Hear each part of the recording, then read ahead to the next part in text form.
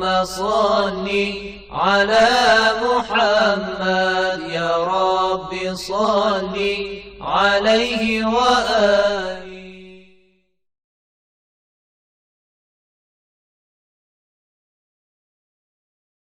A'udzu billahi minasyaitonir rajim. Bismillahirrahmanirrahim. Alhamdulillahirabbil alamin wassalatu wassalamu ala rasulil azam Muhammadin sallallahu alaihi wa alihi wasallam wa ala ahli baitihi thayyibin tahirin. Aqulu lakum assalamu alaikum warahmatullahi wabarakatuh. Para pemirsa dan pendengar yang dirahmati oleh Allah Subhanahu wa taala, pada kesempatan yang lalu kita telah menjelaskan kebatilan dua pendapat terkait dengan ikhtiar manusia. Pendapat yang pertama pendapat Jabar, pendapat yang kedua pendapat Kasb. Kemudian kita akan memulai menganalisa pendapat yang ketiga, pendapat yang disebutkan oleh kaum Mu'tazilah, di mana mereka mengatakan bahwa Allah Subhanahu wa ta'ala tidak memiliki hubungan sama sekali atas apa yang dilakukan oleh manusia. Artinya Allah Subhanahu wa ta'ala telah melepaskan manusia sehingga manusia menjadi makhluk yang independen. Mereka meyakini hal ini karena memang mereka memiliki landasan. Landasnya adalah kehadiran Allah Subhanahu wa taala. Kalau seandainya kita tetap menerima pendapat Jabar, maka kita akan menisbahkan perbuatan zalim kepada Allah Subhanahu wa taala. Kenapa? Karena kita meyakini bahwa perbuatan manusia adalah perbuatan Allah Subhanahu wa taala. Sehingga hal ini mendorong kaum Mu'tazilah untuk mengingkari peran Allah Subhanahu wa taala dalam perbuatan manusia. Ini adalah pendapat yang salah karena pendapat ini tidak melihat dimensi lain. Dia hanya melihat sisi keadilan Allah Subhanahu wa taala. Tapi dia tidak melihat sisi khaliqiyah, tauhid dalam penciptaan, pengaturan. Jadi apa yang disebutkan oleh Mu'tazilah adalah keluar dari satu problem tapi masuk ke problem lain. Dan apa yang dilakukan oleh kaum Mu'tazilah adalah bentuk dari kesyirikan. Kenapa? Karena di saat kaum Mu'tazilah meyakini bahwa Allah itu tidak memiliki peran sama sekali dalam perbuatan manusia, maka artinya manusia itu menjadi wujud yang independen, wujud yang tidak lagi butuh kepada Allah Subhanahu wa taala. Lah kalau seperti ini maka setiap manusia adalah Tuhan. Karena sifat Tuhan adalah independen. Lah kalau seandainya makhluk ini sudah menjadi wujud yang independen, maka makhluk ini menjadi Tuhan, dan ini bertentangan dengan konsep tauhid. Makanya kita tidak bisa menerima pendapat Mu'tazilah. Ketika kita tidak bisa menerima pendapat Mu'tazilah, maka kita harus mencari solusi yang benar yang bisa menjawab pertanyaan kita. Apakah manusia itu memiliki ikhtiar atau tidak? Apa sih relasi antara Allah Subhanahu wa ta'ala dengan manusia dalam perbuatan manusia itu sendiri? Jawaban yang terakhir yang disebutkan oleh mazhab Imamiyah adalah jawaban tengah-tengah, artinya tidak terlalu condong kepada pendapat yang pertama dan juga tidak terlalu condong kepada pendapat yang ketiga. Mereka berjalan di tengah-tengah. Mereka mengatakan bahwa kita juga tidak bisa meniadakan tauhid dalam ciptaan, pengaturan ketika kita membahas ikhtiar manusia. Kalau seandainya perbuatan ini merupakan sesuatu, maka sesuatu ini masuk ke dalam golongan ciptaan Allah Subhanahu wa taala. Ini yang pertama. Yang kedua, kita juga tidak bisa semena-mena mengatakan bahwa perbuatan manusia itu harus dinisbahkan kepada Allah.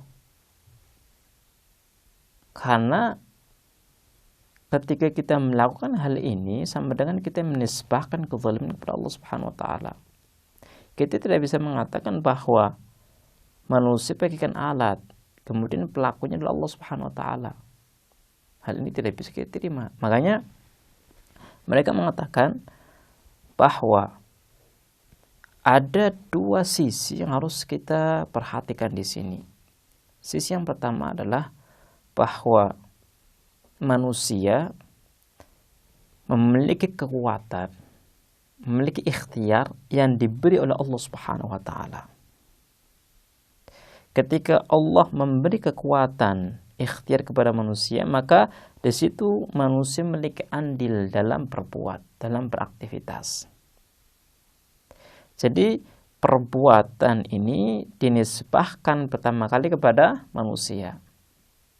Kemudian dimensi yang kedua atau sisi yang kedua, kita juga tidak bisa mengatakan bahwa perbuatan ini 100% karena manusia. Kenapa? Karena kekuatan dan semua fasilitas untuk mewujudkan perbuatan itu pemberian Allah Subhanahu wa taala. Dan manusia itu selalu butuh kepada Allah setiap detiknya. Karena ketika manusia itu lepas dari Allah, maka manusia akan hancur. Dengan dasar inilah kita mengatakan bahwa perbuatan manusia juga bisa dinisbahkan kepada Allah Subhanahu wa taala. Dari siapa? Dari sisi ciptaan. Tapi dari sisi status, perbuatan ini zalim atau baik, itu berkaitan dengan pelaku awal. Pelaku secara langsung itu manusia. Karena yang namanya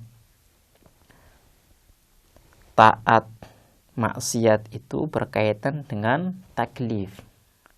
Ketika yang melakukan adalah manusia sebagai seorang makhluk yang wajib melakukan taklif dan perintah Allah, maka disitulah akan muncul taat dan maksiat.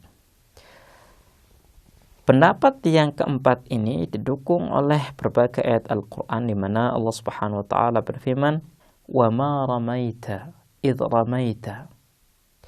Jadi kata ramaita dan idh ramaita itu memberikan satu penjelasan kepada kita bahwa manusia juga memiliki andil dalam berbuat. Wa ma ramaita idh ramaita walakinnallaha rama. Ketika kamu memanah, pada hakikatnya Allah yang memanah. Kamu memanah, kamu berarti apa? Berarti ada penisbahan perbuatan kepada makhluk. Tapi kalau kita melihat lebih detail lagi, semua fasilitas untuk bisa memanah itu dari Allah Subhanahu wa taala. Sehingga Allah Subhanahu wa taala mengatakan walakinnallaha rama. Allah juga pelaku daripada memanah tadi. Kenapa? Karena semua fasilitas itu dari Allah Subhanahu wa taala, dan manusia tanpa izin Allah tidak akan bisa berbuat apa-apa. Dan kita banyak mendapatkan dalam ayat Al-Qur'an di mana Allah Subhanahu wa taala menjelaskan bagaimana peran seorang manusia dalam menentukan nasibnya. Allah Subhanahu wa taala dalam ayat Al-Qur'an mengatakan bahwa Allah itu tidak akan merubah satu kaum tanpa kaum tersebut merubah kondisi mereka sendiri. Artinya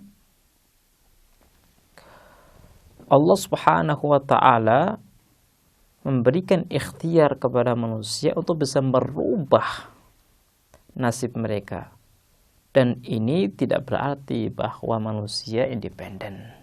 Karena kalau kita kembali kepada ayat-ayat yang lain, Allah Subhanahu wa taala mengatakan alhamdulillahirabbil alamin. Segala puji bagi Allah. Coba para pemirsa bisa perhatikan, segala puji artinya apa yang dilakukan oleh manusia ini juga bentuk daripada perbuatan Allah Subhanahu wa taala. keindahan Allah Subhanahu wa taala, sehingga ketika manusia itu berbuat, ketika manusia itu beraktivitas, maka keindahan aktivitas ini juga bisa dinisbahkan kepada Allah Subhanahu wa taala sebagai sumber daripada wujud, sumber daripada keindahan.